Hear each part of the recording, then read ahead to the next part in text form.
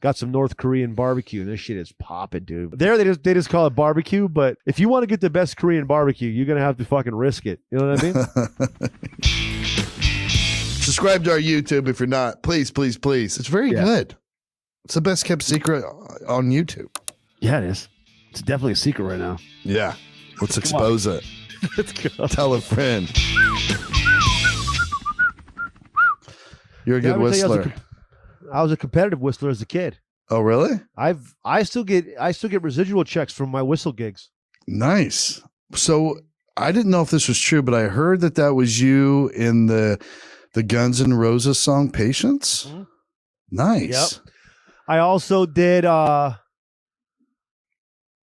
did the Andy Griffith Show originally. It was one of my first big gigs. I was a youngster. I was very young. Yeah, that's probably when you first started. You might recognize that. Oh yeah. I also did the Kill Bill whistle. I don't.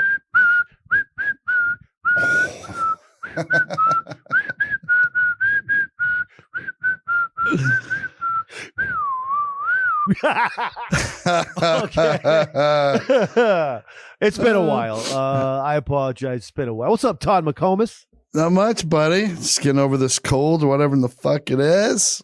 Waiting on this COVID test. I'm sure it's not COVID because I feel too good. I would think if this is what COVID is, then it would not be a thing. So, but cold's no fun. Shit.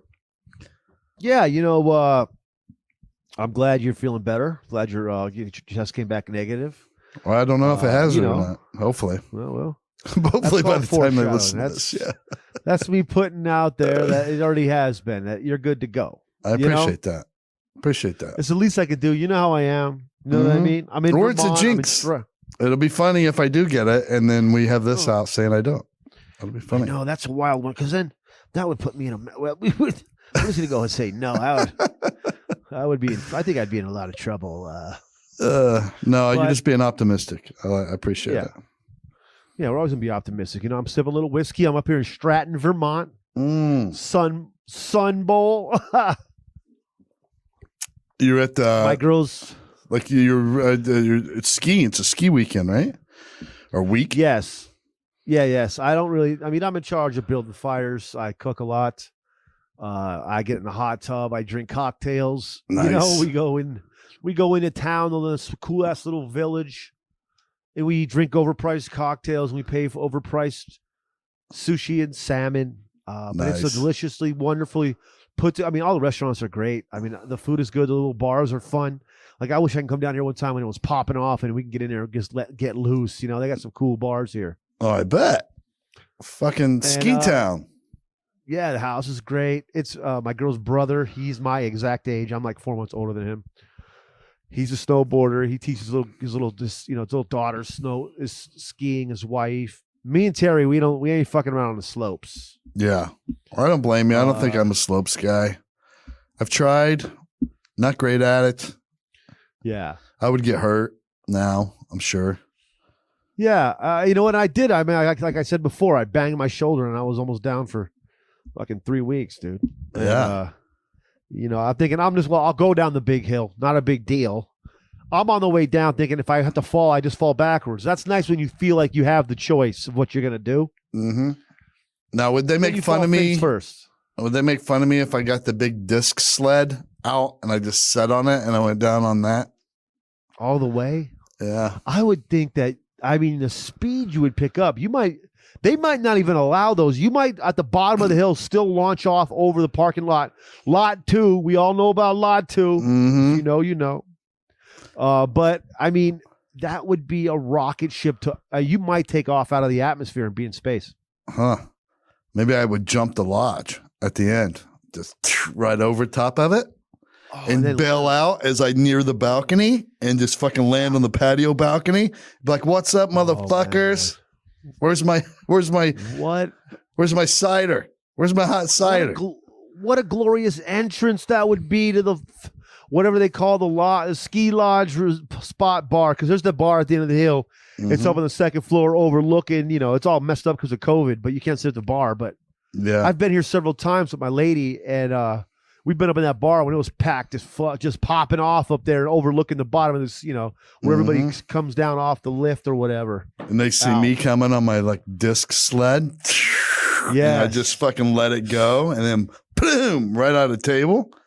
No, and then you reach out over. Like, remember how cowboys back in the day when they were picking up chicks, they would be on their horse hauling ass. The woman would put her arm out, and then the guy would put his arm out, and then she would grab on. He would put her behind on him on the horse. Oh yeah, that's what you would do. That's why they call it picking up chicks, by the way. But anyways, and you do the same thing on your sled.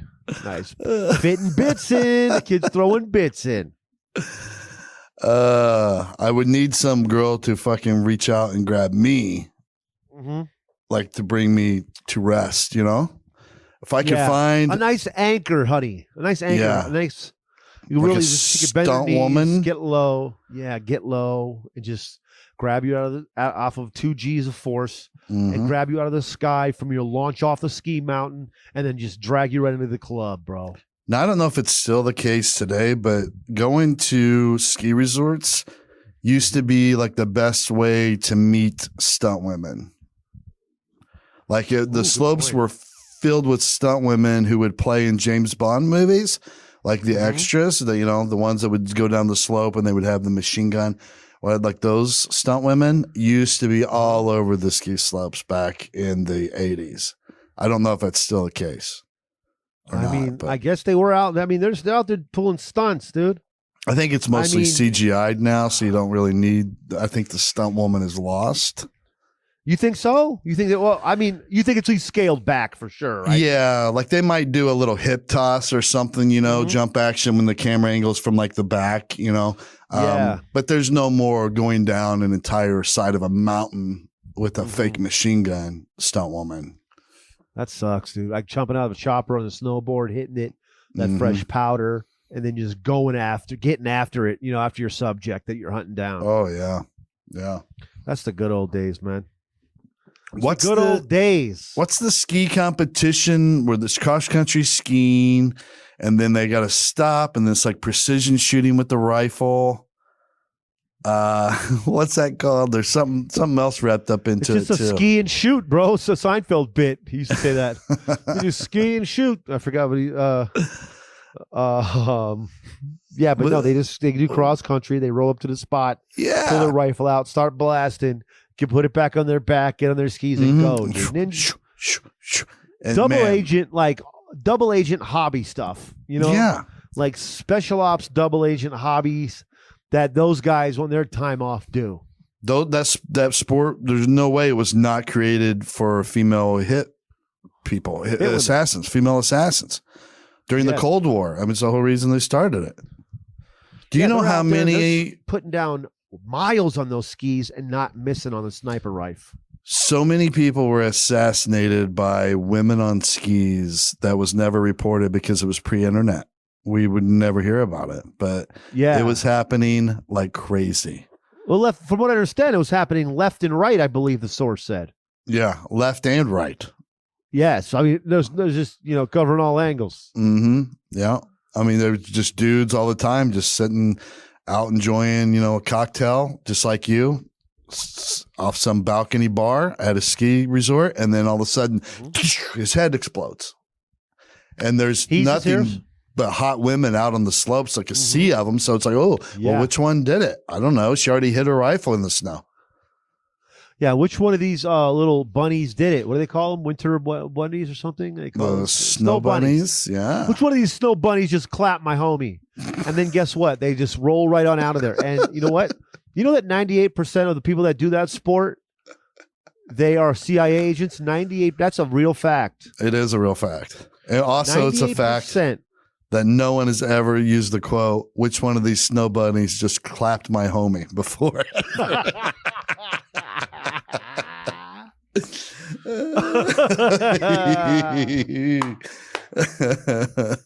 going to clap you. He clapped up from 300 meters. Okay, this chick only brought 2 bullets. One is good luck for the next gig. Yeah. And you don't hear the sound until way after too. It's like the head explodes and then you hear the crack. Yeah. And guess what? By that time, if you're the target, it's too late, friend. That's why if you go out and shoot. I wouldn't mind going out by a sniper.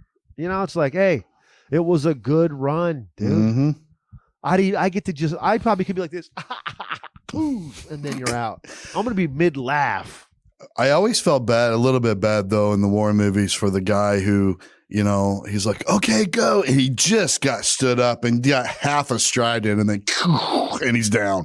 I always felt bad for that guy. He was just getting started. Like he didn't even get a round off, you know, but. You hate to see it. And I've been, listen, I play a lot of Warzone. People who play, they listen, they know. Mm-hmm. You'll be doing your thing, thinking you're in the zone, and then out of nowhere, wham, dude, you're down. And if one of your boys ain't around and you don't have a self-rev, dude, that's a wrap. You're dead. You're done. You're gone. Are you in the bedroom that you stay in right now? No. This is where Colin's staying at, her son. I like a good quilt blanket. Mm-hmm. Especially at a resort, or a place like Vermont, man. Quilt blanket is the best. Yeah. They've had this house for quite some time, and it's plenty of room. So we all just roll up here and just relax, kick it. Everybody skis, build fires, chill in the hot tub, watch TV, kick it with the little girls are here, and they're just hilarious. I miss their Uncle Shaun during the daytime a lot. Baby's doing some group babysitting. By the way, that ski sport we're talking about, Jarrett just let me know in the private chat. It's called the Biathlon. And it's not called that because of the sexual preference of the athlete. It's called that because it's a two-sport competition. It's skiing and shooting. So, and so it's skeeting. Yeah. Like I don't know if that worked out, but I really wanted it to so bad. I think skeeting would be a real exciting sport to watch. Ski. It's like skiing, it was shooting and skeeting. Yeah. I don't know how somehow it plays. Somehow that plays. I love it. Oh God. So what else is going on, dude? You know what? So I was thinking about this. Wait, what were you to say? No, I was just asking what else was going on with your week. Yada yada yada. We're rolling back. I mean, that's really it. Just gonna hit, just keep it low key on New Year's, get lit, cook some good food. Nice. It's it's so funny. It's like New Year's. I used to plan it out so far. Like you were like, it's New Year's. We're going fucking hammy. You know what I mean? We're going bonkers. All right. I got $200. Okay. I got an in for free to the club. It's about to be on, oh man. But now it's like, it's the biggest rookie night of the year, bro. It's the rookies mount up. Rookies, stand your ground. Go. I mean, when I first started I liked doing New Year's Eve shows for comedy because they pay out the asshole. Yeah. But I always thought like, oh, these are going to be extra fun crowds because, they're out. It's New Year's Eve. Let's go.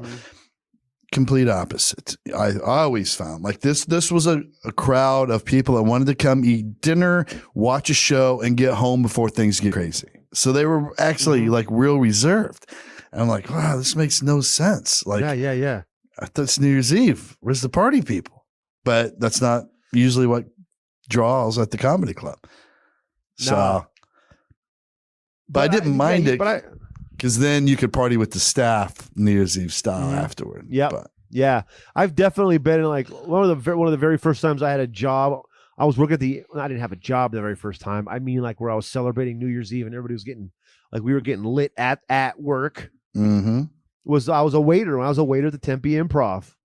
Oh. And that New Year's on the Improvs is a big deal, bro. Everybody's got champagne, and you're up to the comic calls, does a countdown, that, and and I remember just getting lit. I was a food runner, or I was a waiter, just popping bottles, cheering with the staff, getting hammered on the clock, partying with the famous comedians. Oh, it was so much fun. Oh yeah, such a good time. New Year's, but you know what? Then you've had I remember when I thought it was a huge deal. My mom wouldn't let me out one time, and I was already like 17 or something. I was like, what? I paid for the car. What are you talking about? I can't go out. And she didn't let me. She stuck to her guns, bro. Really, really fucked up my whole New Year's Eve, 1996. Really? I remember my dad and uncles and everybody on New Year's Eve when I was a kid. They would, like, at New Year's, they would just step outside, pull out their pistols, start firing off rounds. I'm like, that's some Indiana shit right there. Aren't those going to come down somewhere? Like, you just fire it up in the out air. in those Indiana bushes, dude. My grandma, we used to bang pots and pans when I was a little kid. Oh, yeah. We'd go on the front, bing, ding, ding, ding. My grandma would get us all pots and pans and spatulas and shit and just go bonkers with the pots and pans outside. Nice. I think I'm going to try shooting up in the air this year. You should let off a few rounds. Pop some off. Pop it off. I'm going to go out with 2 guns, walk out on my front porch, and just see what my neighbors say. Let it fly, bro. Test the just waters. Guns blazing, dude. I think that's the first time we've ever actually, whenever they have the movie title, but then they say it somewhere in the movie. That's what we just did right now. That's what we just did. And I love that move. Man. I love that move. It's a great move, dude. What a move. The popping off rounds when you want someone to stop running. Yeah. Which is the opposite of races. So it never made sense to me. That's pretty hilarious. Yeah. Gunshot, either full start running or they stop running. No one's ever just keeps running. I wonder where they ever came up with that. We should fire a shot in the air and make people stop. We're like, that's not how we start all our races. That's funny because one of the what else would be one of the better times to pop a round off is when there's a riot going on in the yard of your prison. Oh yeah, mm-hmm. And then once the main guard pops off a round, everybody gets down. The warden comes out and everybody gets an ear beaten. Oh yeah. And the rubber shotgun pellets, I bet those hurt like a motherfucker. Oh, I know. When I went to the sheriff's department, we had to get pepper sprayed in the face, and we also had to get shield shocked.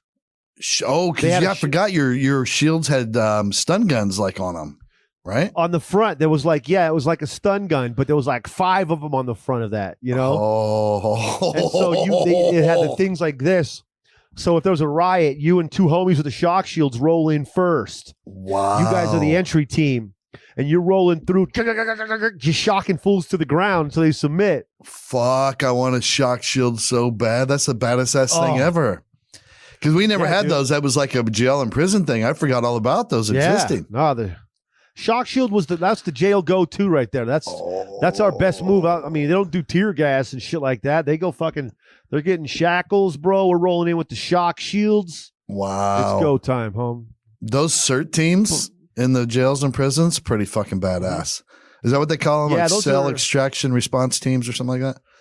Yeah. It's usually, if it's just normal, it'll just be some of the stronger, more decorated officers. But otherwise, there are then there's the other teams, like they're rolling in when the riot pops off. Those are the guys, Yeah. Their version of a SWAT team or whatever, whoever went through the training and shit. Right. That got the opportunity to, because it's a big deal. You get all that kind of, whatever extra shit you could do, like outer transport. And where I worked at the prison, if you were outer transport, that was the big swinging dick of the whole operation. Outside of a lieutenant or something like that, or a commander.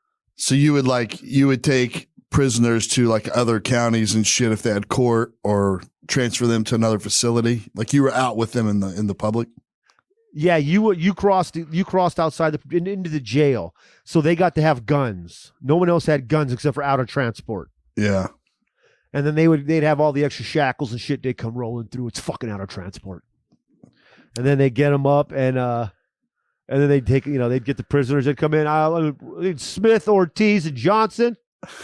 Yep. You have to have them ready for Sam. David Sam 12. David Sam 9-8. Go for 9-8. You got transport en route for 3 prisoners. 10-4, Sarge. And then you have to have your guy. Then I'd go in my unit. Ortiz, Johnson, Jimenez. Get ready. Outer transport is coming to pick you up for court. Nice. There's a federal prison here in Terre Haute, Indiana, and it's huge. There's got, a lot of officers there.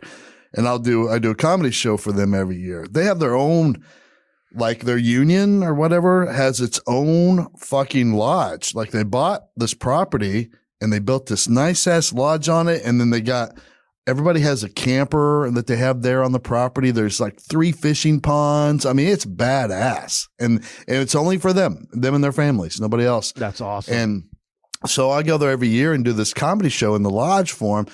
And then afterward, they're playing flip cup and all kinds of shit. So you stay there and drink with them. And they're great food. It's a good ass time. And those guys are so cool. But they were talking about all the time, like, they'll have to go because they had like that Timothy McVeigh there. They had the guy that the park in Boston, the bomber, whatever. Yeah. I'm talking about Boston bomber. Yeah. The people like that there, and they'll like when they get sick or something, have to go to the hospital. They'll have to go in town with them, and they sit there like they look like SWAT guys with these assault rifles, and they're standing there in the hospital, like right in the room with the dude the whole time. Like, and they come in shifts. I was like, that's fucking crazy. Like sometimes I guess they have beef with the local police, but they're like federal fucking Bureau of Prison people. It's just like. I don't give a fuck about you, bro. That's classic city versus, feds versus city. Right. It's a tale as old as time. Yeah, man. I'm here in the room. I couldn't really, we got a bunch of people here, so I had to like find the right spot here. Yeah. So I was like, I had to sit somewhere where it wasn't all weird because I don't. There's little kids running around. Low. Yeah. Just a couple, but they already watched TV and going to sleep, so I couldn't go downstairs and be my big ass mouth down there when they're trying to sleep. Gotcha. I got a big ass mouth, bro. Like I'm a loud fuck, dude. And our show's not exactly little kid friendly either. No, it's not. It's not. You want to start with some top 5? Yeah, let's do some top 5. You pick some good topics this time. You want to break them out?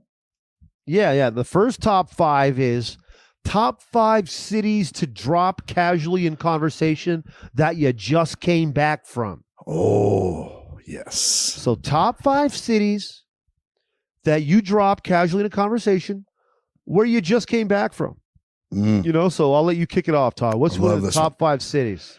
One of them. I'll be like this. So how it works is this. So what's going on, Todd, man? What have you been up to? What you been up to, man? What's going on? I just got back from Rome, bro. Oh, you were in Rome. Yeah. Now, usually I would bring this up if you were like, hey, bro, you want to go to Olive Garden? And I'd be like, dude. Okay. I'll do that. Let's start it that way. Let's do it. Okay. Dude, Todd, man, I am starving. They just opened up an Olive Garden at the mall. You want to go? Bro, I just got back from Rome. I'm not going to go to your Olive Garden, okay? I just ate real authentic pasta in Rome, made by Romans. Weren't you? That was in the Colosseum as well, right? I ate spaghetti in the Colosseum, in the middle of the Colosseum where the gladiators used to kill each other and fight in Mortal Kombat. I ate spaghetti in the middle of the Colosseum. I'm not going to go to your Olive Garden. I don't care about the unlimited breadsticks. The pasta can't hold up. All right, well, listen, if you just want to stop at a drive-thru, we can go to Taco Bell. All right, mine is my first one. This is a tough one, bro. This is a really tough one, but I'm going to start off with Berlin. Oh, no, we were just in Berlin. We were doing some projects over there. I have some other stuff happening, but we just got back from Berlin. It's just so beautiful there, man. It's just serene. I guess you really don't get it unless you've been there. Oh, dude. Berlin I never even occurred to me, Berlin. Fucking so much fucking craziness, history there.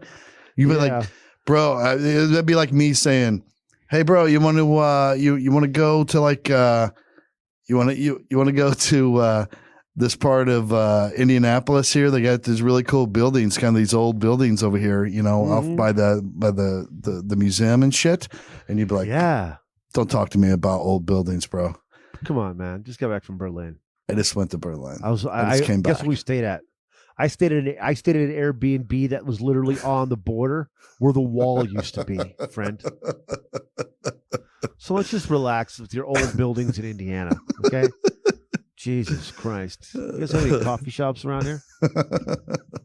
All right, you're up next. My next one is Amsterdam. Okay. I feel like, and probably another.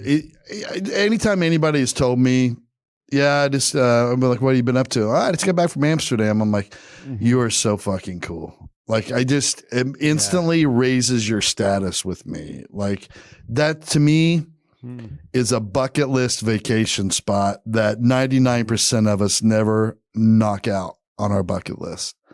Everyone wants to go. I want to go with you there. It's a great spot. I want to take you there. Also, it's a great place. That's one of the better ones when someone texts you, what have you been up to? And you're just like, dude, I'm in Amsterdam right now. Let me hit you back. You know? Uh-huh. I'm in Amsterdam. Bro, I'm in Amsterdam. Let me hit you back, man. Come on, bro. I'm in Amsterdam, man. I'll text you later, dude. I remember one time Pat McAfee called Chase Rice, and it was on speakerphone. And that exact conversation happened. He was like, hey, man, what are you up to? And he's like, bro, I'm in Amsterdam. And I was like, oh, fuck. What a fucking How pull. cool. Chase Rice is in Amsterdam. So nice. Yeah. I like this one. Oh, dude, no, man, it's crazy. I'm just kind of tired, bro. I just got back from Santiago. Oh, Chile. Chile, bro? What? Yeah, I was in Santiago for a while. Oh, man, I'm telling you. It's just a different world down there. It's going to be hard to come back. Like, how do I adapt back to American culture after I spent those, 2 months down in Santiago? I'm going to do my best. Because I picture you like backpacking on a mule, stopping at some little village, getting the little coffee that they make there. The grinding the beans right there in front of you while you're waiting for it.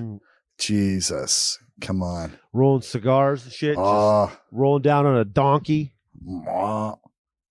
Just hitting your stove, dude. Sipping on some sort of probably some Chilean Pinot. How cool is that? My next one's going to be Portland. This is the new one because I'm only doing it for all my friends just to set them up for the dad joke question. Because as soon as they're like, "Well, you have to," I just get back from Portland. They're going to be like, "Did you try the heroin?"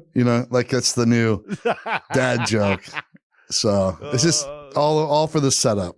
You're welcome. Okay, so you're going to specifically go to Portland so that you can say it to people and they can go, "Did you try the heroin?" And you'll be like, "It's not what it used to be." Yeah. Yeah. Since they legalized it, it's gone downhill. Yeah, it's pretty shitty. It's pretty watered down.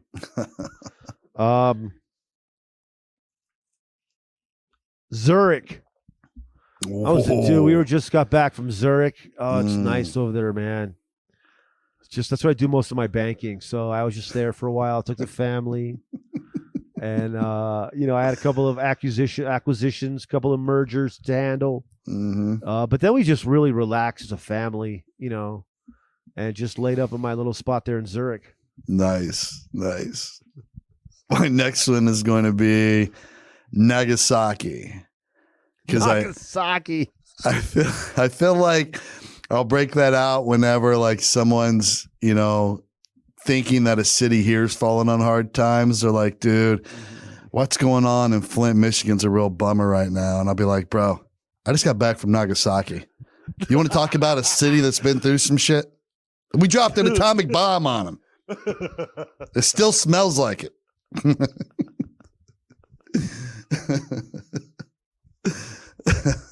Oh man, but dude, they got some really good soup there. I'm gonna go. There's a few left. I mean, they're so hard to make a decision, But yeah, I was just chilling in Noun Town. You might have heard of it. It's in North Korea. Big destination spot. Yeah, it was. Noun Town. It's It's on the north. It's off the northern shore of the Tao Dang River. Obviously, you know that though. Yeah, I mean, I knew that. It's the best. I mean, listen. If you want to get the best Korean barbecue, you're gonna have to fucking risk it. You know what I mean? There, they just call it barbecue, but right. I went in through the southern. Obviously, I flew in to South Korea, and then we backpacked across into North Korea. I know a few soldiers there in the North Korean army, and they work ports, so they got us in, and then we got some North Korean barbecue. And this shit is popping, dude. We're talking they do it it's kind of like a mix of Philippine, like of a I have to say a Memphis barbecue, with like almost a mole, but like the Filipino version. Oh, it's an unbelievable place. I mean, there's shootouts on every, like it's like the Old West in North Korea everywhere. It's wild. You'd never believe it. Public executions. I mean, but the barbecue. I mean, if you're a real enthusiast, you're gonna cross internationally illegal borders. Yeah. To get to that North Korean barbecue, the spots. How bad do you want it? You just have to ask yourself. How bad do you want it? Are you going to get grossed out? Are you going to wimp out because somebody's getting their head cut off in the public square? Yeah. Or are you going to sit here and get the best Korean barbecue that's on the planet right now? What are you going to do? And you know what? And when people say, "Do you like barbecue?" I just go, I just snicker. That should be a new cooking show for you. Just call it "How Bad Do You Want It?" And it's all like the best of any type of food in the world, but it's always in a place where you're going to have to experience some shit in order to get it. Mm-hmm. Like, how bad do you want this? You're going to have to smuggle. You're going to have to pay off some guard at the 38th parallel with some American cigarettes to get across to the north side of Korea. And those guys are walking like this over there at the border. You never see anybody be nice that walk like that. Yeah, with the scissors. Like no military force has ever had any sort of moral compass. They'll shoot you down 10, 20, 50 civilians at a time when they walk like this. The high kick march instantly tells you this is ran by a dictator. This is not a good place to live. These people are not nice. But guess what? When you know what you want, when you hear what those North Korean cows are up to when it comes to the meat and the barbecuing of North Korean barbecue, then you're going to be there. I mean, they don't take care of their people, but they take care of the cows. I mean, delicious. You go there and eat barbecue. That's why you'll be like, you know what? I don't mind living under an oppressed regime, from the 1200s. This barbecue is unstoppable. Yeah. All right, my last one, Circuit City. Instantly, you know that all my electronics are up to date. As soon as you were like, dude, you got Alexa? Do I have Alexa, bro? I just got back from Circuit City. What are you talking about? Maybe you've heard of it. Do I have a thumb drive? Did you just ask me if I have a thumb drive? I have a drawer full of thumb drives. I just got back from Circuit City. This guy just asked me if I have a thumb drive. Kick him out. Does my refrigerator also get the internet? I just got back from Circuit City. Does my refrigerator have a camera in it so I can go, I wonder if I have milk? And then I go, oh, yeah, yes, I do. Let me look at the camera. Boom. There it is. Shelf 3. Fucking milk. Do I have Roku? Shut your fucking mouth. Circuit City. There's so many good ones, dude. Whistler, Stockholm, Buenos Aires, Joburg, St. Petersburg, Martha's Vineyard, Monaco, Cartagena, Monticello. I mean, it just goes on and on. Did you even say Rio de Janeiro? I got Rio on there. Oh, nice. All right. I might have not been there. I could really drive that one. I went to a jiu-jitsu seminar and Wellington Megaton Diaz was teaching it. So he comes straight over, right, from Brazil. And he told this story about these two guys that went from the States down there to train for like a month. And he was talking about how corrupt things are there, right? Because his stepdad was a bigwig. He was like a colonel in the military, in the army there.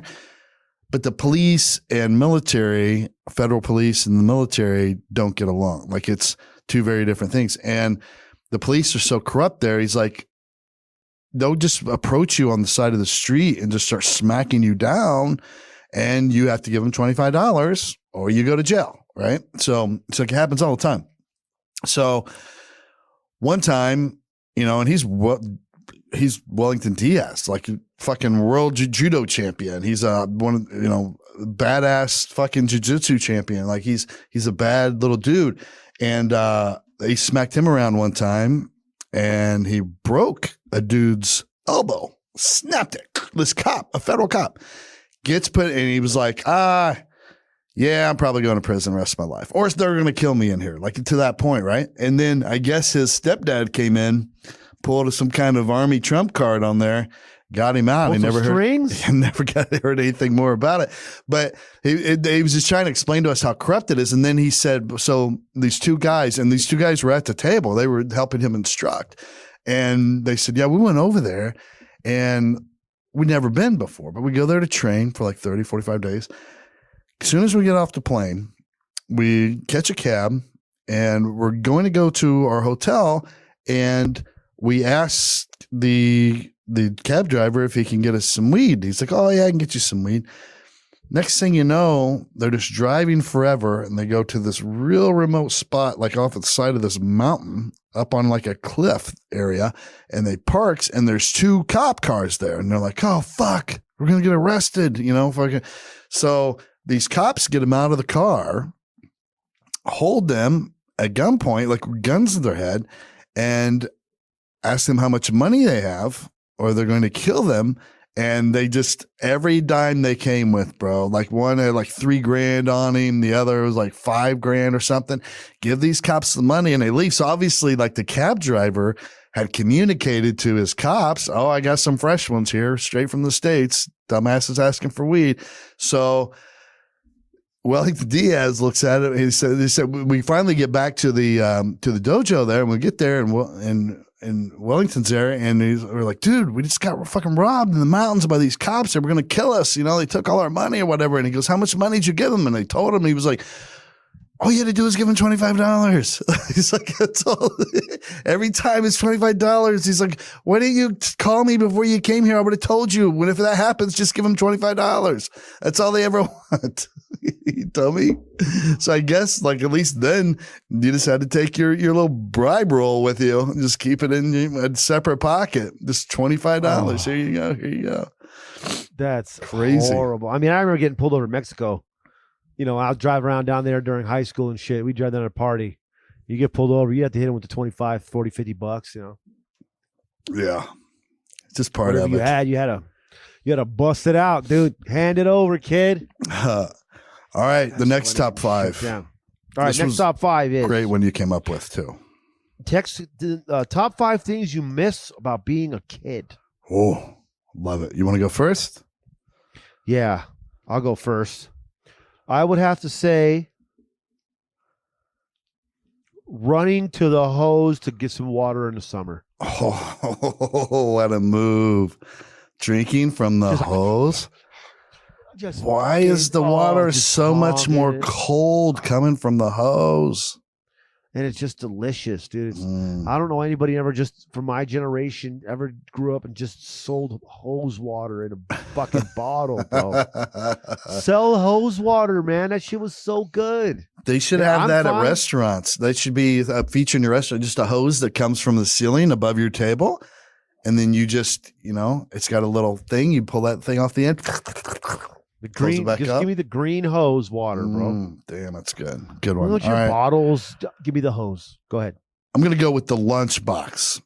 Like lunchboxes used to be a big deal when I was a kid. Like you wanted to make sure you had a cool lunchbox for that first day of school because that's the first thing they would look at. Nowadays, it's like they look at your shoes probably if you're a dude, But it used to be in my day, lunchbox. You walked into elementary school, first day of 3rd grade, you better have a cool ass lunchbox. I had the fucking $6 Million Man lunchbox one year.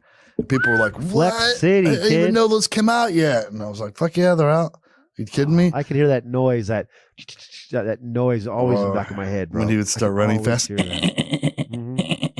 Yeah. Whatever the fuck that noise was. Can you put it in right here? Oh, yeah. I'll try to find it. The 39 mark. Here it is. Roughly the 39 mark. But yeah, that's a really good one, dude. I used to, I used to be a kid at the lunchbox. I had the metal A-Team one. I remember that. And I used to show off, and I'd hit my head on my lunchbox, dude. I don't know what I did. I was trying to be cool. I banged my head on my lunchbox. I was tough, bro. I just thought about that. I swear on my life. Fucking psycho move. I'm like, boom, bro. Just What? Showing people that I don't fuck around, bro. You just touched my bag of milk, motherfucker. I love it. Okay, mine, second one. Mm-hmm. Ice cream man. Listen, it's kind of weak. But the ice cream man, dude, when you see him coming, you hear him noise. Get the run going, dude. I know. You got the $1.25. You got the $1. You got the 65 cents. And those our ice cream men weren't creepy fucks either. You know what I mean? Like they were serious members of the community. Probably made a very good living. Ice cream, bro. Mm-hmm. They weren't fucking. Like it was a legit ice cream. Give me a bomb pop, my man. Mm-hmm. Let's go with the bomb pops. They weren't looking to grab up no kids. They just wanted to fucking make the neighborhood happy. Passing out fucking ice cream sandwiches. What? Yeah, the ice cream man at our group was a legit human because it took a lot of money to get the ice cream truck rolling up off the ground, dude. Exactly. You had to be out there hustling that streets. I'm going to go with playground fights. Ooh, fucking love the good playground fight, man. When you knew like it was going to happen when you were in school before recess, like and words started getting around. Oh, fucking Jeremy and Scott are going to fight at fucking recess. Ooh, like what? Then you started picking teams. You know, you had Team Jeremy, Team Scott, whatever, and you wait to get out there. But I don't remember the other kid's name. We had this bully kid. We were in probably 5th grade, and he was probably 16 years old. Like he'd been held back a lot, you know, like he was a grown man basically in 5th grade. So he was gigantic compared to the rest of us. And he was a dumb fuck and he just bullied everybody. I was scared shitless of him. I mean, he was giant. Yeah, yeah. And he was mean as fuck. His dad probably put cigarettes out on him, whatever his problem was. But my buddy Jeremy fucking stood up to him one day, man. He was like, fuck you. Yeah, I'll fuck you up at recess. And I'm like, oh shit, I don't know if that's a good move, buddy. So we get out there and Jeremy squares off. So there's Team Jeremy and Team Giant Idiot Guy. And I remember I'm standing right behind Jeremy and I'm fucking mouthing off, you know, I'm all right, I'm behind Jeremy. And Jeremy reaches back. He's left-handed. And I was standing to his left. I guess not even thinking about it. And first fucking punch, dude. Jeremy rears back as fast as he can to punch him. His elbow hits me right in the mouth, mashes my lips against my teeth, like blood everywhere. Like I had to go to the nurse's office and like peel my lip off of my teeth. Like fight over. It was done. Then I just went down and started bawling. I wasn't even in the fight. Like I was just a casualty of fucking war, laying on the ground, crying like a baby. Oh, my fucking teeth. Back up off your boy, dude. Let him get some room, Todd. Why don't you let your homie get some room in there, dude? I love the playground That's a wild fights. one, dude. Me too. I love those, bro. All right, I'm gonna go with looking at the toy section of the catalog. You know, like of Macy's, whatever. They're looking at the toy section or being in Toys R Us in the aisle. And all like just plotting. Yes. What am I going to get? What's my move? What am I going to do? I have $25 to spend. Dude. What's my move, dude? You know? In that vein, I have that I miss the lingerie section of my grandma's Sears catalog. Like fucking... And I mean, I used to sneak those in the bathroom, dude. I would just grab it, sneak it in there because you would go through the lingerie section and you'd be like, look, you can kind of see a nipple. And you would just I would be in there for hours. I'd be, what are you doing in there? Nothing. Oh, I love it. Nothing. I'm not doing anything in here. Stop. I'm trying to poop. Okay. How about when let me see. I thought what I'm going to do. I have a whole bunch of them. I'm going to go with sitting and looking at all your candy after you've went through it after Halloween. Nice. And you have it all organized and laid out on the floor or whatever. You get your sours over here, the chocolates over here. Fucking taffies. Separated out. And you're just like, man, this is all me, kid. This I is love all it. me. Love it. Just sitting there, just looking my feet, wide open with all my candy there. Yeah. Just like, dude, what's my move here? Where am I gonna go before? Like, where am I going next? You know? I mean, you kind of at that point, like, there's nothing bigger, really, like monetarily speaking, at that age, because you don't really care about money. But it's the equivalent of that scene in Blow where they have all that cash in the bedroom and they're counting it out and they have it in big fun. I mean, that's what your moment was like, you know, like you were like the biggest swinging dick going in the game right now. And depending on the speed you ate it with, you could start to have a little bit more power over the other kids because they didn't have as much left as you did. Oh yeah. So you're like, I still got a whole bunch of my candy, dude. Well, you guys are out of candy? I got a whole bunch of my candy. I got half a bag left, bro. Dude, I don't even know what they eat right now. There's so much. That's a good one, dude. That's a great one. I'm going to go with dodgeball. The kids aren't allowed to play it anymore, and I feel bad for them because I fucking love dodgeball so much. That was my favorite PE activity, man.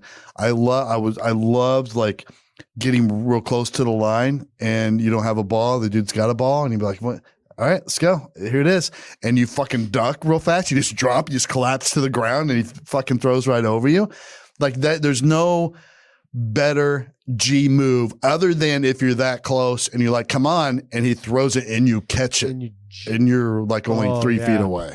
Like that's the best movement. Oh. But I always liked it. I had the ability to just like collapse real fast to the floor, and then they'd miss me every time. I love dodgeball. We used to play dodgeball. You're the collapser. We used to play dodgeball with basketballs. We had a PE teacher in 7th grade that would roll out basketballs, Mr. Bratton. And we were playing with basketballs, dude. Dude's getting hit square in the face with a fresh basketball, a PE basketball. So they're not even leather. It's that real hard rubber. Like those street ones. Yeah, like the if outdoor. you bounce them real high, it'll go over the hoop 17 times higher than the hoop. Wow. Savage. Goners, dude. And he would play with us as a grown man. He was a lefty, and he had a fucking cannon. He was like Tebow. Just fucking. Oh, man. My last one is scoring a touchdown in street football. Oh, man. My block, I was pretty feeling. good. I was one of the better receivers in my block, and it was quite the feeling catching them touchdowns. Oh, dude. Football. Just smoking past fools. Just smoking them and actually getting a dime dropped in your lap. Oh! Running routes. Are you kidding me? Freezing fools. Oh, man. Nice. And that street game too, bro. Oh, that's real nice, dude. I'm going to make my last one fingering. I think I missed like when it was all about fingering. Like that was all you were ever going to do. Like was like if you had fingered somebody, you were top of your friends just looked up to you so much. Like if they're like, they're proud of you. You fingered somebody? I mean, you were just they're like, proud of you. Yeah. I mean, you were like a Navy SEAL. I mean, with your first confirmed kill. That's why you were treated, you know? It really is. And everybody else was just like a fucking mess hall cuck. Mm-hmm. Yeah. It was a big deal, dude. And everybody knew. Everybody knew. Everybody knew, dude. That's a good one. That's a good one. I like those top fives. They were pretty. Yeah, those are great topics. Great topics. All right. Hey, we got a new game. We asked.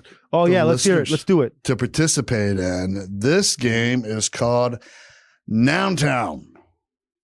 Noun Town. And how we play it is you guys sent random ass nouns to us, and Jarrett went through them. He's going to pick out some of his favorites, and he's going to throw them up, and then Shaun and I just got a riff on them. We might even know what in the fuck they are, but this is what we do. The first one is Twatosaurus. Twatosaurus. Dude. Twatosaurus, the bitchiest of all the dinosaurs, they say. The Twatosaurus. Now, what I understand is that the Twatosaurus originated from. It was a spin-off, more of a devious, more of a raw, more of a diggier version of Karen. Mm-hmm. Oh, it was the Karen of the dinosaurs. Mm-hmm. Exactly. They were the Twatosaurus, and then it broke past the Ice Age, even past dinosaur level. It stuck around. It was engraved in walls, and people would know, and it did transcend, and it did carry on to other ages and eras, and that's why there was the Twatty Mammoth after that. That would just fucking bitch and complain all the time about how cold it was. We're like, we know it's cold, Twatty Mammoth. It's called the Ice Age. A Velocitwatoraptor. Yes. There was that one. They would bitch at you in packs. But now it's mostly used in the butchier side, the stronger, lesbian, hardcore lesbian, but dude butch side. They really fling that word around. Oh yeah, they love it. Yeah, that's a powerful word. Next word, okay, go, is kumquat. Kumquat. Well, it's funny that it starts, with the way we, perceive and market and sell sexuality. We try to say that, the first thing that comes to your mind has to do with semen. Right. But it's actually the actual opposite. A kumquat is the actual opposite. It's actually the sweat bead of an angel. Oh, really? Yeah. See, I didn't even know that. I was going. Well, that's because I've been to heaven. This is my fourth life. Oh, nice. So the sweat of an angel, like a tear, like one single drop of sweat, is called a kumquat. And yes, but in heaven, cum is not looked at as like a semen thing, like the way we think of like bukkake and stuff. Right. They don't look at it as a bukkake type thing. They don't look at it like people's faces being painted and whatnot. I believe you, because I think it's in what John 4:17 or something. Come all ye faithful. They don't mean what all ye not, like come what all ye not. Yeah, come all ye faithful. Christ our King is born, or something like that. I remember that. Yes, that's from and the then Bible. quat all he not. Yes. Yeah. Yeah. And that's why it's kumquat. It's a reference to the Bible verse as well. Nice. See? Which was a trickle down effect, no pun intended, from the kumquat of a tear trickling down into the good book. Yes. I sometimes will say it on accident because I'm just mad and I say it real fast when like I'm having sex and she's on top and she gets up real fast and it drips on me. I'll be like, kumquat? Like, yeah. And it's just me not getting the words out right. I'm, they're just, I was like, kumquat? What else you got, dude?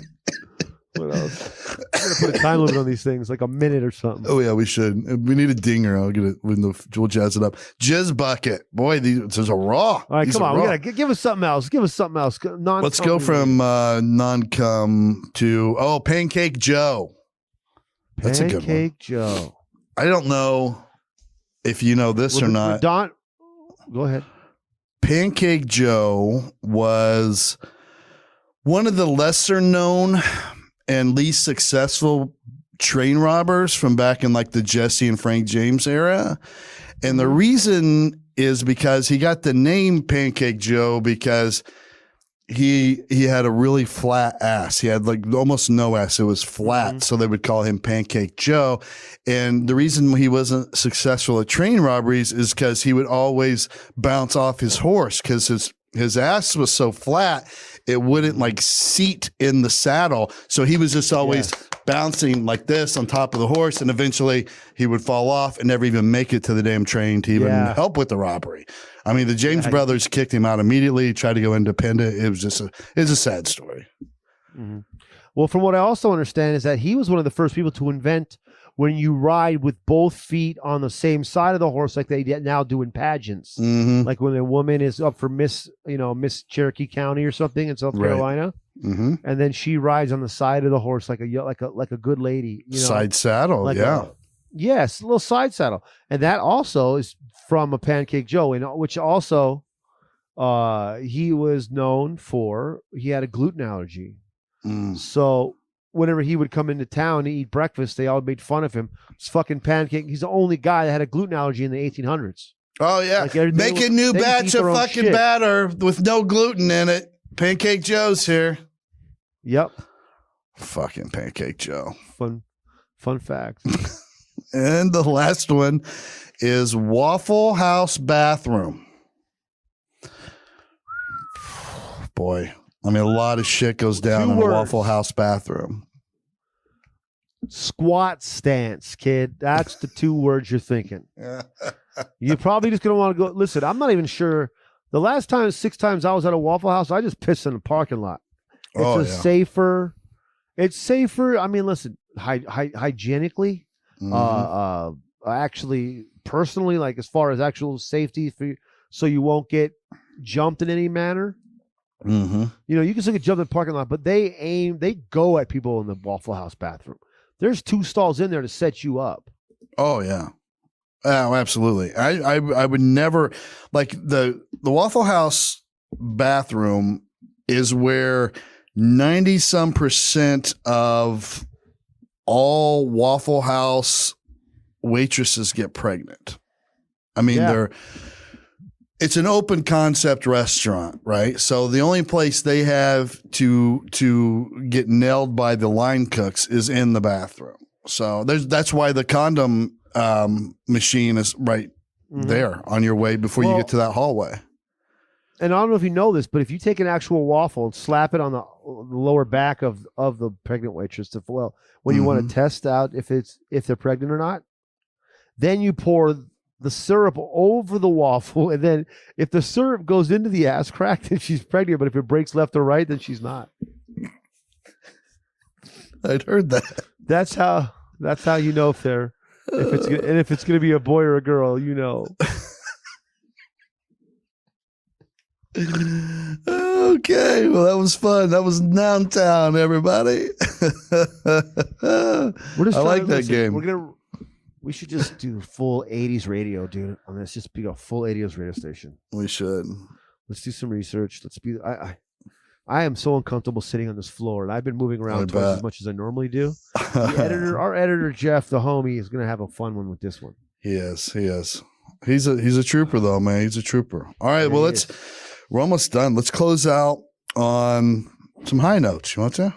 All right, let's go. All right. You want to go first? You want me to go first? Sure. I'll go. I'll go. Okay. I've been taking my dog's up here with us, you know. So I put this in my notes is that the only time my dog goes in the car is when we go do really fun stuff, because she's coming with us, right? Right. And even when like back home, like on Mondays, when my girl's daughter's not at college, when she's at home, usually on Mondays she just when she wakes up to go get Starbucks, she takes Ari with her, and my dog gets a pup cup. Little bucket, little thingy of whipped cream. So my dog has a really random, like what she thinks, and I see why she's upset now when we leave the house to get in the car and go, because she thinks we're only doing awesome stuff. Now I think that every time we come home, she's like, Jesus, thanks for coming and have fun to take care of me. That's why I have to start taking my dog with me to CVS, to the DMV, to the tire shop. You know what I mean? To let her know that this ain't all fun and games in the fucking car. That's beautiful. Yeah, because every time she gets to go, you're going to fucking Disneyland, basically. Or some fun Take her to some boring ass fucking stand in the line bullshit, you know? Going to the fucking bank, having to wait in the drive-through lane for 25 minutes, whatever in the hell. And yeah, then she'll know. She'll be like, you know what? Yeah. I'm just going to stay here anyway. Just let me take a piss outside real quick. I'm going to come back and take a nap, man. Yeah. Because I wouldn't want to leave. All right, what do you got? I think it's crazy how dudes, like all dudes back in the day, used to be really skilled at writing love letters. Like even the most uneducated, only knew farming growing up dude, when he went off to war, he instantly went from, hey, y'all, let's catch one of these pigs and fuck them, to, dearest Martha, spring is upon us, and the dawn brings with it the rising of the warm Virginia sun that caresses my cheek and provides me with comfort, just like your sweet embrace. What in the fuck? Like, how did these hillbillies, we see the letters, we watch the documentaries, the Ken Burns documentaries, when they read the letter, like everybody in the Civil War, they had like, they didn't even go to school. How does every one of them become Mark Twain the minute they go off to fight a war for 7 years? Like, it's crazy to me. But now, like, we've lost that art, you know? We're not writing letters like that anymore. Yeah. It's all that I was trying to experiment with my lady, like, I'd see if I would be good at, and I would find myself like, I was like, when I see you, I'm like a child for the very first time seeing his grandfather come back from the dead. Like, it's exciting, but scary at the same time. Like, bad ones. Like, I feel like a Nazi who just realized he doesn't have to hate the Jews anymore. Like I would be the worst at wartime love letter writing ever. But I respect. I just think it's crazy. They had motivation. They did. Obviously, they got to always get some piece of action by saying, "Yeah, we shove off tomorrow. We ship out," and then everybody would just have sex with them. Imagine all the dudes running around this.